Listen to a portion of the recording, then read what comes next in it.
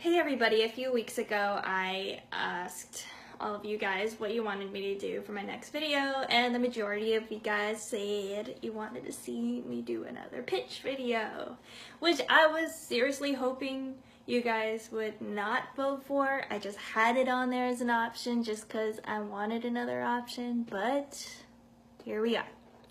So I'm gonna start this at the 1 minute mark of this video because I want to try to get this within 10 minutes. I feel like if you can pitch a story in 10 minutes coherently, then the person should be able to tell you whether or not they like your concept. So, without further ado, I am going to start. My television show is called As If I Could Be Saved. It is a 1-hour drama fantasy television show about two vampires that are cursed to save 1 million souls in order to get back their mortality. But it's not easy when they're not the only monsters, and the only ones that can help are two humans. One is a waitress and the other one is a paranoid shut-in. The tone of the show is supernatural meets angel. The setting would be in Boston, Massachusetts for this season, present day with a little bit of flashbacks between 1785 France and 1960 Boston. My main characters' names are Constantine, Jacques, Emily, and Loki. Constantine is a very handsome Frenchman. He was born into a noble family in Paris, France in 1757. During the French Revolution, the noble status meant nothing, so he was careless with his father's money and left poor and destitute. He became a vampire at 28, and since then he's tried to keep in touch with his human side. He's fallen in and out of love with several women since his immortality began, and he has a lot of trouble getting over each and every one of them. He hates being a vampire and desperately wants to be a human again. With Jacques, on the other hand, he's the other good-looking Frenchman who was abandoned by his parents and was taken into Constantine's family at a young age. It was because of him and his gambling addiction that Constantine and Jacques both got turned into vampires. At 25, he's stuck at the age of 25 and still a rebel as he was back in 1789. And despite living for 300 years, he still cannot shake his French accent. So whenever he speaks, he has a little bit of French phrases. He doesn't mind being a vampire. He finds the superhuman strength and the extra powers exhilarating. Emily is the young 24-year-old waitress that works with Constantine at the 24-hour diner. She is also an inspiring artist and wants to stop waitressing and do her art full time so she can pay her bills. She's lived in Boston her whole life and isn't afraid of things that go bump in the night. Her relationship with her best friend Loki is purely platonic for now, but things could go romantic if someone decided to step up. Loki's actually spelled L-O-C-K-E, but it's pronounced Loki, and he doesn't really like answering why it's like that. He's a 24-year-old paranoid shut-in. He's lived in his own apartment provided by his older brother. At age 10, a vampire attacked him and his parents on the way to camp. He was saved by Van Helsing's apprentice, but his parents died in that process. In between panic attacks, Loki studies everything about vampires and other supernatural beings so that if they shall ever come after him, he'll be ready. He would love to do anything to keep Emily happy, even if it's working with the very things he despises. So, I'm gonna talk about the curse before I jump into the pilot. The curse is because Constantine and Jacques were caught stealing from the wrong person. They were stealing from a vampire warlock who only kills criminals, and that's how he feeds. So the warlock had a vision of Constantine and Jacques saving 1 million souls in the future. So instead of killing Constantine and Jacques, he decided to curse them with the vampirism and force them to save those 1 million souls. The rules are simple about saving a soul. You have to prevent a death before their time, so homicide or suicide, turn a crooked man good, and if needed, exorcism or stop a demon possession. So I'm going to jump into my pilot now. Constantine and Jacques return to Boston after leaving the city 65 years ago and blends in well with a new culture. Constantine returns to the graveyard shift at the 24-hour diner in hopes to deal with some unfinished business with a past lover, while Jacques runs around in the night trying to find any souls to save.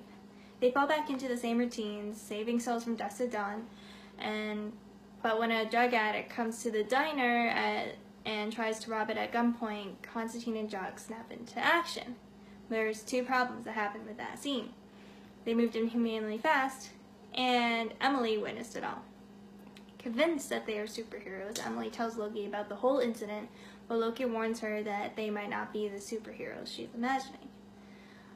The next night after work, Emily is attacked again, but this time Constantine is there to save her, but by the only way he knows how, by draining the blood of the attacker. But the attacker was not an ordinary human. It was actually started out as a dog and shapeshifted into a female figure. Constantine and Jacques have faced this supernatural being before, but they never knew exactly who they were or if they were good or bad. In order to keep Emily from spilling the secret that they are vampires to the world, Constantine and Loki takes her back to their loft to try to explain to her, why they're doing what they're doing, but she slips out during their argument with each other. They ended up finding her at Loki's while she was telling him everything that happened to her that night, and explained to both of them, they are good vampires, they don't kill people, they only kill bad people. So, okay, well, they kill people, but they only kill bad people. And they tried to explain about the curse, but they didn't really explain the whole extent of it because they don't want them to know that they're just doing it for superficial reasons, that they just want to become mortal again. Of course, Emily totally buys the story, even though Loki's really hesitant about it. And when it becomes dawn, they're forced to ground inside Loki's light-tight bedroom. Emily decides to go home so she can rest before her next shift, but Loki convinces her to come back, and she can rest there, so he's not alone with the vampires. While she's getting her stuff, the shapeshifter woman actually had a partner, and he goes into Emily's apartment and pretty much knocks her out and takes her form and goes back to Loki's house so he can have his revenge against the vampires.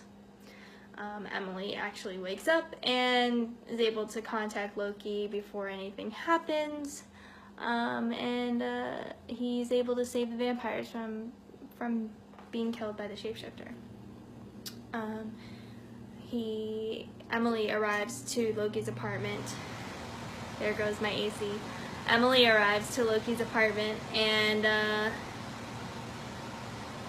they discover what shapeshifters are, and that they're actually really good people. They don't kill regular humans, and that female shapeshifter only wanted a piece of Emily's clothing so she can shape into Emily at a different area, because she really liked the way Emily looked. So Constantine decides that it's safe for them to release the shapeshifter back into the world as long as he agrees to never attack them or come back to the city again. At the end of the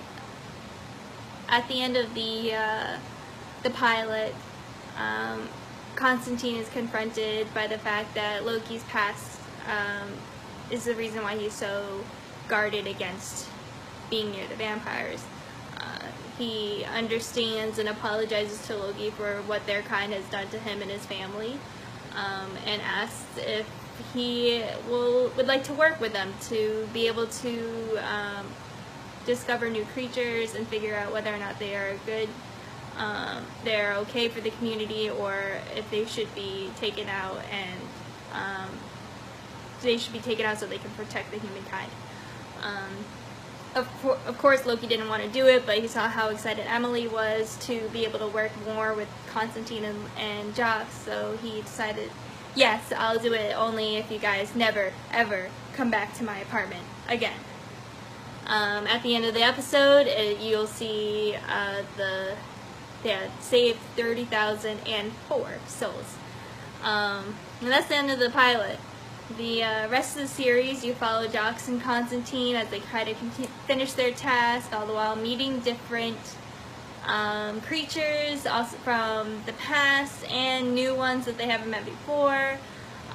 The real reason behind Constantine and Jocks' curse is revealed, and despite being lied to, Emily and Loki still continue to help their cause. And then a new friend shows up at the end of the first season as a familiar to the Warlock. A familiar is like an animal that helps out the other witches. And she's there to make sure that they finish their task quicker. So yeah, pretty much that's my pilot. I kind of rushed it at the end because I was seeing that I was getting close to the 11-minute mark time. If you want to know more about this story, please let me know. Leave a comment below. I know this AC thing came on halfway through, and I'm gonna, like, you know, try to put in the subtitles so you can actually understand what I'm saying. And I really appreciate you guys watching this video. Please let me know what other things you want to see. And I actually have a written pitch version of this, so if y'all want that, I will definitely put it up on my Facebook or my blog. Not really sure which one yet. Anyway, thanks for watching. Have a good day.